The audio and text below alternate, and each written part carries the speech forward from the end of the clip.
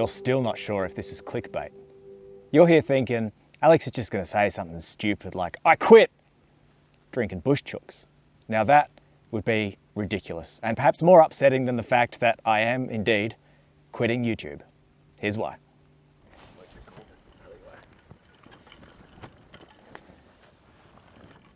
6 years I've been doing this, and in those 6 years you've probably all noticed I disappear for a month here, 2 months there, I think 3 months. Well, those have been patches of burnout.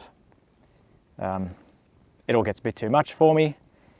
I disappear, not sure whether I'm going to come back, and then inevitably I do. Some of you know I run this, well, not this YouTube channel full time, but I run my own video business full time. I work in it, I run the business. I own property which I pay solely by myself, which means that life itself can be a bit of a treadmill. One doesn't get through a video like this without alcohol. You know what? No bullshit hiding the notes off screen. No more bullshit. I feel like I've had this sorted in my head for so long, but putting it on paper was very important to actually iron it out and really understand the reasons I'm doing this. The nature of my video business means I spend a whole week filming client work, editing client work, or the majority of the day doing it. And then, you know what I do at the end of the day? I get up, I grab a beer, I sit down and I edit some more. And as you can imagine, that's a bit of a chore when you're doing the same thing day in, day out. It's not always been bad. Sometimes it's felt like an outlet. After doing a client job that I didn't feel like doing, I get to finally turn my attention to a video that I feel like doing. But it all adds up. Knowing that people really loved the channel is what spurred me on through those burnout periods. I'd disappear and then I'd see your comments pop up like, when's the next video? We miss you. When's the next thing coming along? And that has always driven me to come back.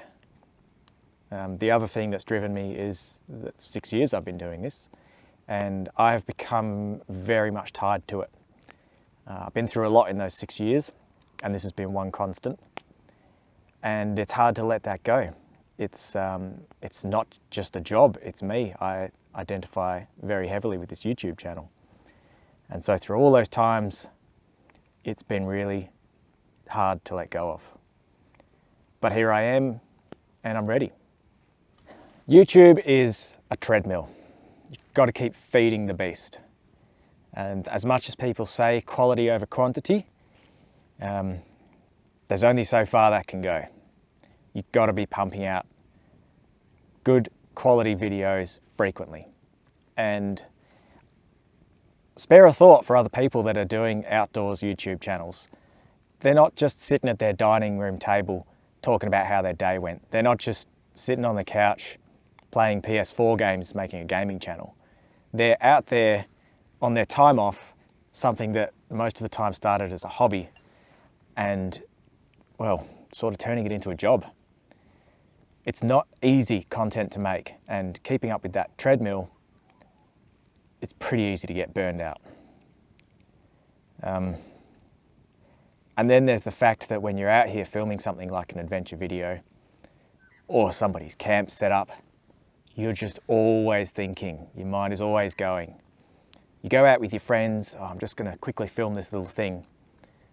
And you see the sunset and you have some laughs with your mates, but you're not really there. You're thinking, oh, I've got to grab the camera and grab the shot of that person laughing in the sunset. That's really going to add atmosphere here. Oh shit, the trip went wrong here. We don't have enough traveling story. We need to go here to make up a patch of that.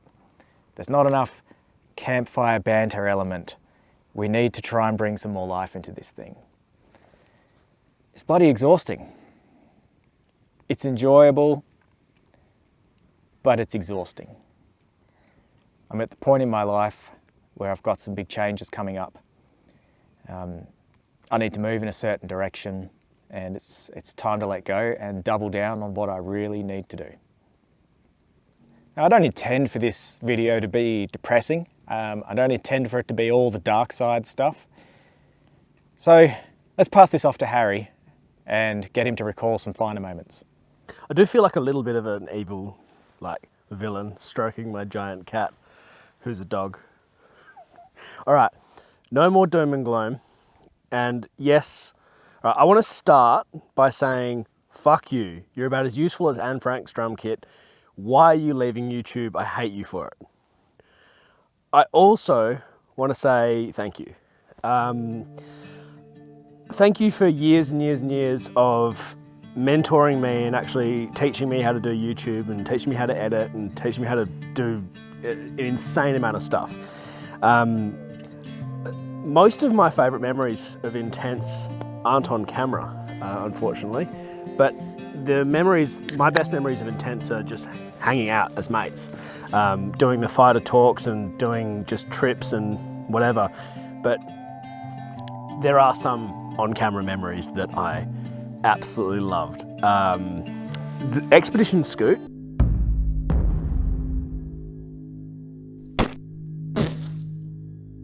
is head and shoulders above anything else. That was one of the funniest weekends. We made a hot tub out of a friggin' boat that we found in the bush.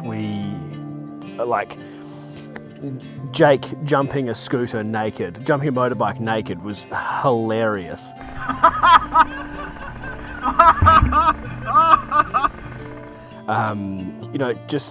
Jake getting lost generally was hilarious.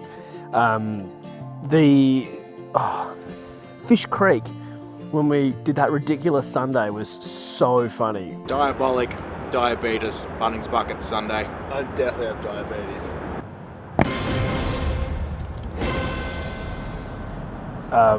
And what we didn't talk about on camera is that everyone got the shits from that because there was way too much condensed milk in it. It was insanely sugary. And, we said on camera that didn't taste good, but what we didn't say was the aftermath. It's like no one slept, everyone had the shits. It was classic.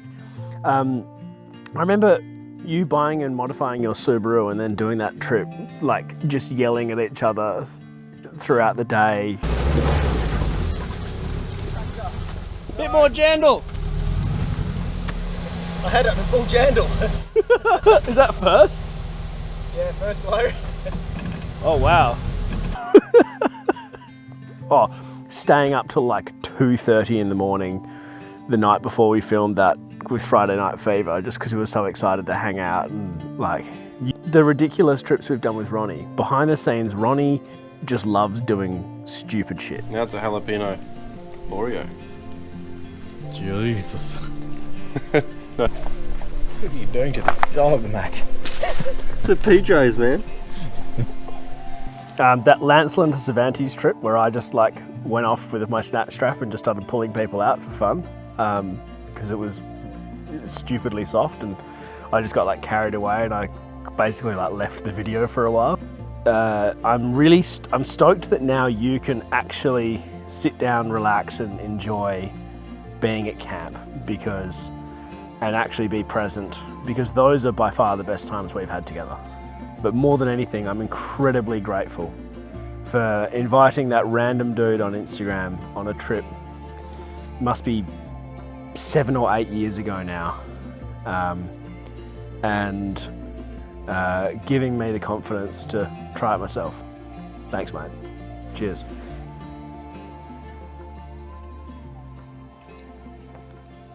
Mental health. There's a lot of this talk that goes around. I don't speak too much on it myself, but I've had my fair share of struggles. To look at me on YouTube and Instagram, you see nothing but the very best. You would think I'm out camping every second weekend, maybe every single weekend. You see that I got all this flashy gear on my car that I'm always promoting, that I have been given, and sponsorship deals, and I get paid to be out here. I have no sponsorship deals. Instagram is a rosy world that gives people social media anxiety, and unfortunately, I have not been able to escape that. My struggle with social media anxiety has got worse and worse over the years. I never had a problem until maybe 3 years ago, and it just started creeping in. I have a problem dealing with my perception of failure, and I guess seeing the rosy colours of Instagram and YouTube dragged me down. If you were to look at my Instagram follow list, you'll find a lot of people on mute. I can't stop comparing myself, and sometimes it comes down to people I love and my closest friends. I don't want to lose them.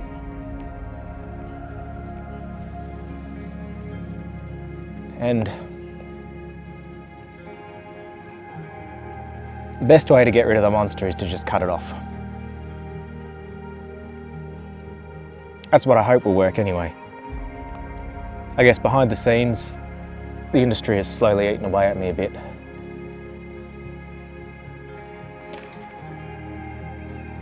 There's a lot of good people, but there's been some shitheads as well. People that I'd rather distance myself from. People can get nasty. They don't always play nice, especially if they consider you a threat. And I'm glad that I am able to recognise that I could head that way and bail out before it's too late.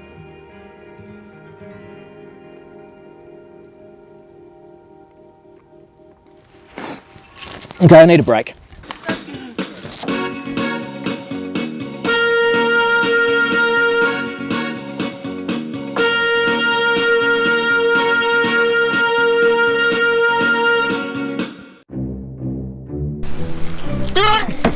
I'm gonna call off my gumdrop buttons! Winter is coming next month. Don't eat the yellow snow. Ouch. Plaster. Gyp rock. That's terrible. What it is. Gyp rock. That's devastating. A gingerbread man sits in his gingerbread house. Is the house made of man, or is the man made of house? He screams, for he doesn't know. Look at this old dresser. Like, you can just tell this is a dresser of more vintage than a younger dresser would be. Fine wine. Well, I'll tell you what. If we were any further south, I'd be inbred.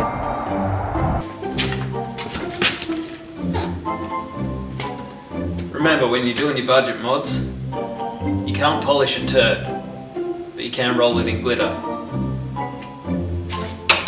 But Jake, who are they?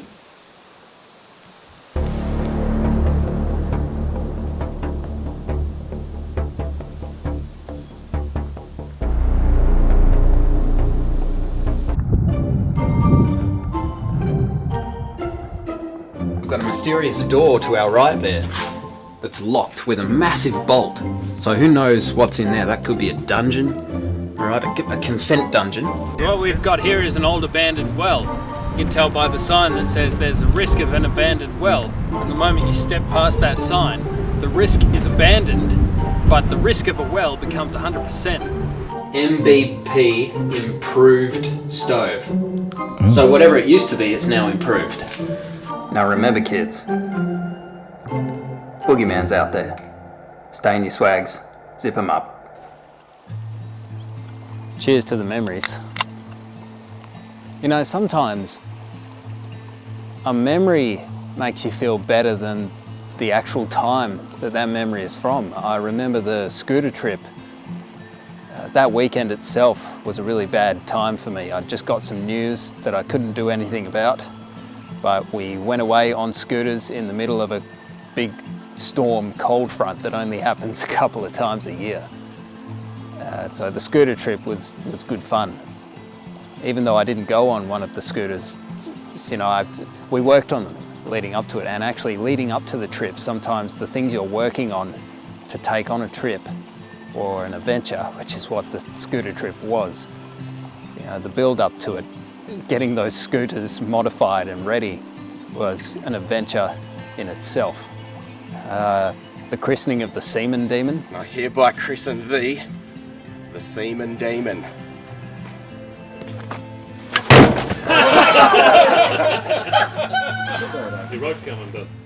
Another thing where I really enjoyed working on the boat, getting it ready, you know, we stripped all that paint off it and got the motor unseized, got the water pump in the motor unseized, gave it a bit of a service. That was an absolute liability. That's all that thing was, and a bunch of fun. Kalamili National Park was fantastic. We thought it was, you know, it was a little bit busy, but it's fair enough. At least the people we saw going out there wanted to learn, you know, there's people going to these places to learn and respect. So that was really good. The old airbase, I really like military history. So coming across the old airbase, Corunna Downs Airbase, the overnight hikes, a couple of those, you know, eating gourmet steak and crayfish in the middle of the bush that we've dragged out there in backpacks. I think maybe Harry's dog brought the steak out there. There were some times where I did some weird naked shit. I didn't know I was naked on Lake Ballard, but well, you couldn't pick me out anyway because the lake is white and so am I. Lake Ballard is a place I have a lot of time for. The Bibbulmun track, you know, I didn't really film that for Intense. I just filmed it for family members and stuff, but some people, for one reason or another, really appreciated putting up that vertical footage on Intense, and some people still hate me for it. That's fair enough. The Mundabiddi, I have good memories of the experience. The experience itself wasn't my element. You know, riding bikes long distance isn't really my thing, but it was on my list, so it had to be done. And getting out of my comfort zone, or my complacent zone, is kind of what I do. Yeah, I'd like to acknowledge the land on which I was born, which is the Whadjuk Noongar land, and I hope to keep learning more about that culture and that language, because it's really interesting to me to find out as much about this land as I can. I'd like to thank Don's Shed, or Explore Overland, Don Bowler. Thanks, Don, with us from the start. Thanks a lot for your support. And he also came and saw one or two of my music theatre shows that I was in. So thanks for that, Don. Thanks to Alex for creating something to be a part of. Thank you to the community, to those few out there who have really supported us and egged us on and kept us going. And thanks to those who understand that just because something good comes to an end doesn't mean it's a bad thing. It means there's something new moving forward. So cheers to the last episode of Intense. See you around. Yeah, I don't know what to say, really. It's been fun. That's what it was to me. It was fun. I had some great memories from working with you, Alex, and Jake, and Bo, and Dylan, and Harry, and everyone that's been involved. It's sad to see it go, but everything runs its natural course. When I think about it, I'm going to think of the good times we had, the memories, the getting stuck, diffing out, and yeah, the cook-ups, Lake Ballard. That was the most amazing view to wake up to. And I don't generally get up before the sunrise when we're away camping because I do it every day for work. But I got up before sunrise and took a little video of it, and it was just magic. Having someone that I could go on trips with. Yeah, we filmed and it took a while, and a lot of people don't like driving down the same stretch of dirt road 15 times for the perfect shot. But that was, there's a dog. That was part of it for me. I really enjoyed it. I loved the creativity side of it, and being able to spend that extra time in that spot because we had to get a shot. It means we get to stay there for the extra 20 minutes, half an hour, and just take it in while the other vehicle's getting a shot taken. I understand a little bit more about how things work after doing that sort of stuff, And that's one thing that a lot of people don't get, is how hard and how long things take. What I'm going to get up to? Well, you might notice the big blue thing kind of behind me here. That is an Austin A40 1948 panel van, the Countryman edition. This is my old man's hot rod that he's been building for 10 years. That's one of the things, you might have seen me on Instagram trying to flog something, door 4x4. We're building trailers as well. We've built a couple of the old number 5 Army trailers that Harry has.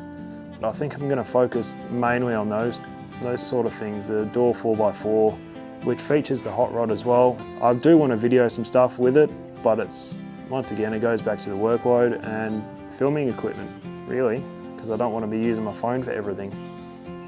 Don't be a flog, take your rubbish out and just enjoy the place and let other people enjoy it as well. The algorithm. I don't know how much you hear about the algorithm as a viewer. As a fellow creator, whether you're big or small, you know a little bit about that. And most people will say, the algorithm's against me, I can't get in front of it, how do I beat the algorithm? Why won't it show my stuff? But I don't believe that. The algorithm's not there to get you and to stop you from succeeding. The algorithm is there to serve the people that view YouTube. You have to make what those people want to watch. And, you know, sometimes what you want to make isn't what people want to watch. And then you have to make that decision. Do I want to make what I really enjoy doing and not worry so much about the views?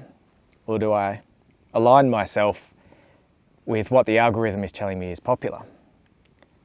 Now I could go out there, I could whack some 35s on the Patrol, put a 5-inch lift in it, cut the muffler, and go bouncing up tracks going, "Yo!" And then I could polish it all off by slapping a bikini model's ass on my thumbnail. But I'm not sinking to that level. That's not what I want to do. I'm not going to do things like that just for the view. I'm going to stick to exactly what I enjoy doing, or not do it at all. First and foremost is the Patreon supporters. I've got to give a huge shout out to you guys. Look, not only because of the financial support, you've actually helped me pay the mortgage a couple of times, believe it or not, but it's the community. We formed a lot of fun chats in the Facebook group and had a couple of great campouts. Really enjoyed getting to know these people, have some banter and share the moments that don't come across on the YouTube videos, whether they're full of foul language or us going places we shouldn't be going. But it's been a hell of a ride, and I really appreciate you guys supporting me in all of this. Of course, I've always enjoyed the commenters, the long-term people. You know who you are. You're appearing on the screen right now. I've spent a lot of time digging through these videos, actually, picking out all the names that I see regularly. Whether you're here for every single comment on every single video, or you just pop up from time to time, don't think that goes unnoticed, because I see every single comment on every single video across this channel. And I've actually enjoyed forming relationships with you guys, whether it's ongoing jokes between videos, having cheeky stabs at other content creators, all good-natured stuff, of course. I am going to miss that community. Sure, you get the odd shithead comment here or there, but I've always been very happy with how few and far between those are. That's the community aspect of things that I'm really going to miss from this. But there's also a few video moments that I've really loved.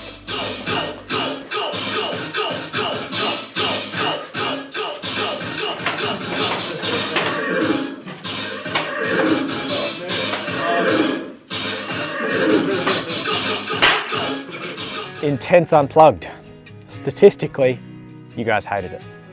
In the comments, you guys hated it.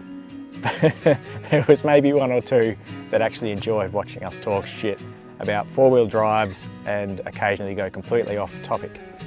And I'm looking mostly at you, Jake. We had a lot of fun filming these. Some of the episodes were filmed 4 times because we're trying to sync up 2 or 3 cameras and 3 audio sources, and the group dynamic's not quite right, so we need to drink more beers and get a bit more comfortable. We'd have pizzas every single time. And then of course Jake's silly ending quotes at the end of each episode. It only ran for 7 episodes before I decided it's not going to work, I can't make it work, but while we were doing it, I enjoyed those times. Goldfields, 2017, when we dressed up as John Holland and his intrepid crew that went and cut the Holland track. I don't know where this wacky idea came from, but we hunted all the op shops, finding all these old suits and silver platters. Got on wish.com and ordered a bunch of suspenders and silly stopwatches and did a whole track wearing these suits and ties and suspenders. Woodline's track and the weird bear head mask that Bo had along. Daily videos to South Australia. It was stressful as hell, but very enjoyable. The special thing about that was filming all day, editing that night, releasing it the next day, so you guys were kind of joining me in real time. Purposefully horrible cooking videos.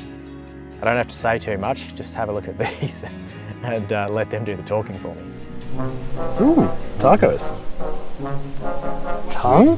Just imagine everything that cow has ever licked in its life. Oh, I'm thinking of its balls. Yeah. Well, I can definitely see what Jake was saying about the plasterboard. Yeah, it's that good. That is bad. Needs a liter of barbecue sauce. Now. Kidneys. Jake, explain what the kidney does. The kidney filters urine. Yeah, so it tastes like somebody got a good piece of toast and boiled mushrooms in piss. The aftertaste.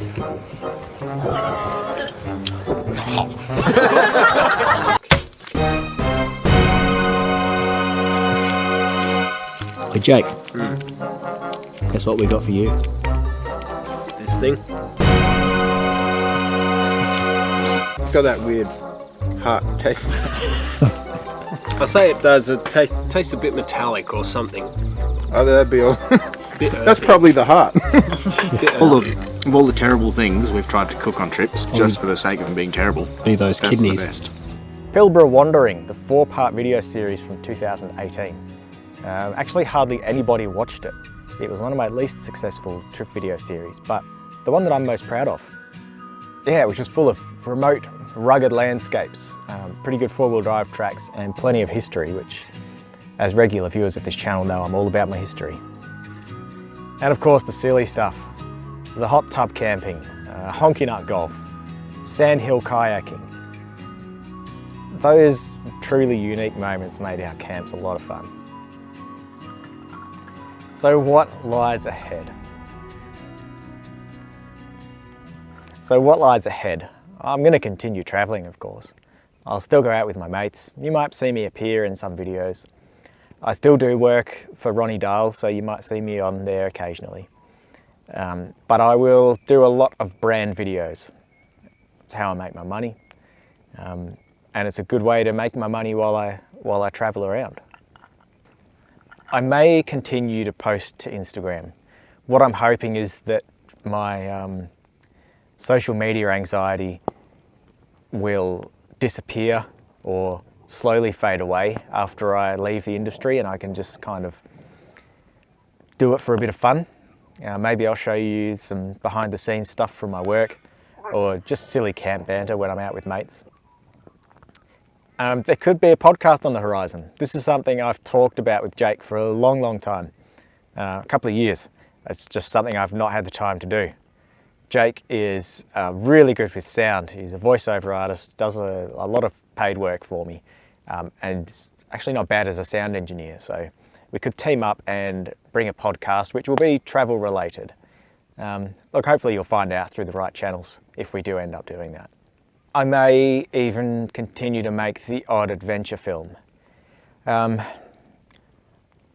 need to grow as you're doing something like YouTube. What I found with YouTube is the audiences prefer the raw content to the polished, over-the-top, overdone stuff. I have tried to keep my videos quite tuned down to be in line with that, but I have become quite proficient at my work. I do some lovely shots and I tell a really good story, and I'd like to do some actual proper short films, enter them in film festivals, that sort of thing. Script them out, get actors, and just tell a really deep and meaningful story. It's not the sort of thing you can do and be a successful YouTuber doing it. There are people that pull it off, but it goes kind of against YouTube. You can't keep up the frequency. It'll be like 1, maybe 2 a year. So that might happen. And finally, I may even return to YouTube. It'll be far removed from what Intense has been, probably in a completely different field, and you'll never know that it exists unless our values properly align. I'm going to keep sitting on that one, tackle these big moments that are coming up in my life, and see where I sit after that. Jake. What a man. Jake has given me countless hours of his time. He's put up with me being a stress head and often a total asshole, and he's truly believed in and loved me and Intense all the way along. He has a Patreon of his own now, so do give that a look down in the description of this video, or at least send him a message on Instagram because he deserves as much thanks as I do. Ronnie Dahl. Over the 5 years I've known Ronnie, he's become a true friend to me. He's been a mentor, an inspiration, and he remains a true and genuine person. Many great ideas you see on both of our channels came from crazy brainstorm sessions together. My parents.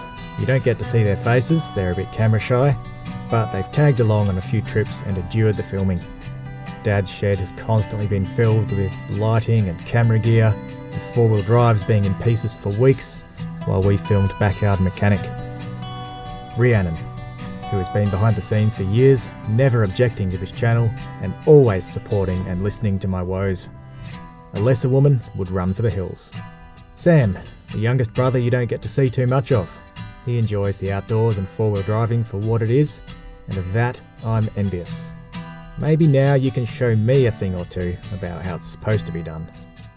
Ah, Bo, this bloke is as much to blame for the wacky antics as I am. One of those friends who'll spitball crazy ideas with me until they turn into video plans. And Dylan, also along from the very beginning of a lot of trips, never loses his cool, always brings joy to my life, and now that this channel is done, there's only time for more of that, my friend. Taylor. Taylor came along at a tough time in my life and never failed to be there. Believe it or not, it's actually very hard to get people to commit to come on filming trips, but Taylor never let me down. Harry served me a roast at 1 AM the very first time we met on a camping trip. Thank you for not being a murderous stalker back then.